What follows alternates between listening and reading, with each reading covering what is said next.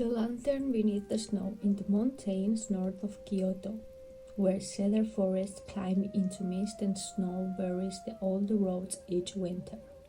There is a forgotten path called Yukinomichi, the Road of Snow. Few maps show it, fewer people walk it. The elders say that on the coldest nights, when the moon is hidden and the snow falls without wind, a lantern appears among the trees, and whoever follows it is never quite the same again. The story began, they say, during the Edo period. At the edge of a small mountain village lived a widowed papermaker named Jiro. She was known for his patience and honesty. He crafted lanterns of such beauty that travelers would carry them for days just to admire the glow through the paper. One winter, a terrible snowstorm struck the mountains. 3 merchants disappeared on the road. A young woman searching for her husband vanished. Even a group of samurai failed to return. The villagers feared the mountain had awakened some ancient spirit. For 7 nights the snow fell. On the 8th night, Jiro heard a knock upon his door. He opened it. No one stood outside. Only a single lantern rested on the snow. Its frame was made from black bamboo. Its paper was pale blue, almost silver. Yet there was no candle within. Still it glowed. The light seemed soft and distant, as though shining from another place. Jiro called out, but no voice answered. Curious, he lifted the lantern. It was warm. The moment his finger touched the handle, he heard footsteps retreating into the darkness beyond his garden. Someone or something was walking away through the snow. Against his better judgment, he followed. The glowing lantern illuminated the path before him. The footsteps continued ahead, always just beyond his sight. The deeper he walked into the forest, the quieter the world became. Soon he noticed something strange. The snow no longer fell, yet he could still see snowflakes frozen in the air. Thousands of them, hanging motionless around him. Time itself seemed to have paused. Then he saw the figure. A woman stood among the cedars. She wore a white kimono stained with frost. Her long black hair drifted as if underwater. Her face was beautiful, but unnaturally still, like a mask carved from ice.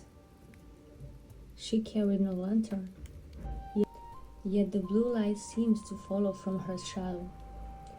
"Have you come to guide them?" she asked.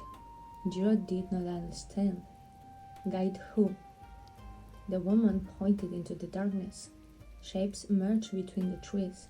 Dozens of people, men, women, children, travelers, dressed in clothing from different years and seasons, all wandered aimlessly through the forest with vacant eyes.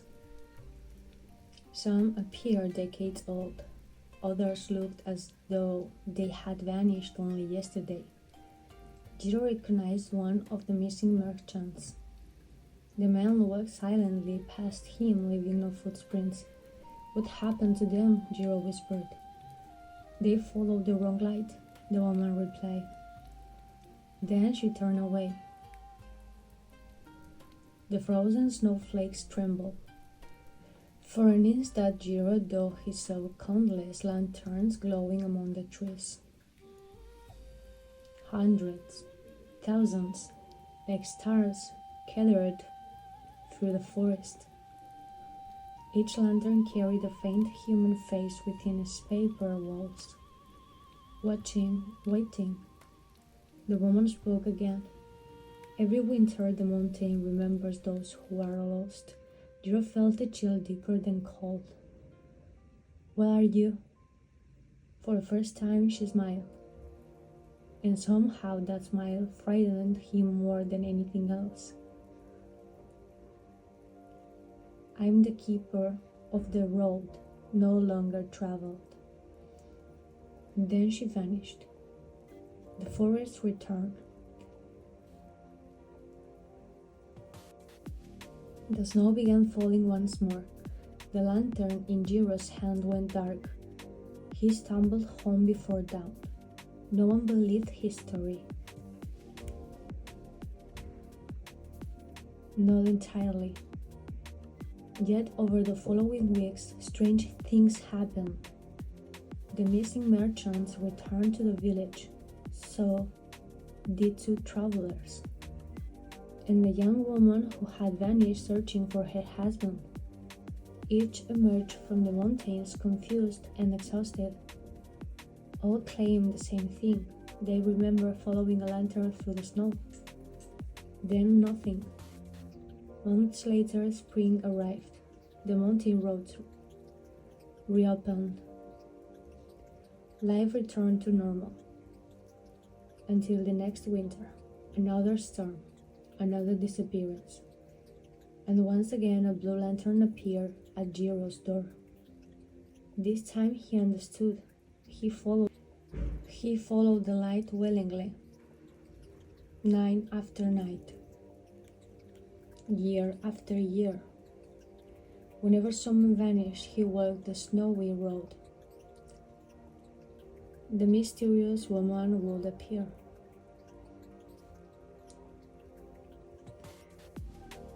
Together they guide the lost travelers back toward the world of the living. As decades passed, fewer people remembered the old fear. Disappearances became rare. The village prospered. Jiro grew old. His hands trembled. His eyesight faded.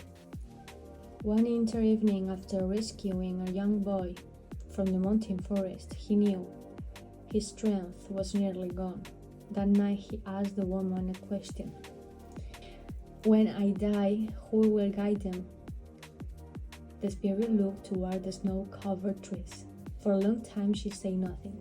Then she answered. Those who walked the road became part of it. Jiro felt sadness in her voice, perhaps loneliness, perhaps gratitude. When spring came, he died peacefully in his sleep. Villagers buried him beneath a cedar overlooking the mountain path. The following winter, a traveler arrived during a storm. He sought shelter in the village. Over supper, he told the villagers of a strange encounter. Lost in the snow, he had seen a blue lantern. An old man carrying it had guided him safely through the forest. The old man wore simply clothes stained with paper dye. His face was kind. Before vanishing into the storm, he had spoken only one sentence: "Stay on the road and follow no other light." The villagers visited Jiro's grave the next morning. Fresh footprints surrounded the stone. One said belonged to a man, the other to a woman. Both tracks led toward the mountain. Neither returned. Even today, elders in the region tell travelers never to chase light seen among winter trees. Most are harmless tricks of snow and moonlight, but not all. For one moonless night, some hikers still report seeing a pale blue lantern moving silently through the forest. Those who respectfully bow and continue on their way arrive home safely. Those who follow it often disappear for hours or days. And when they return, they speak of frozen snowflakes hanging motionless in the air. of countless lanterns shining among the cedars, and of two figures walking an ancient road, an old lantern maker and a woman made of winter, guiding the lost between the world that remembers them and the world that has already forgotten.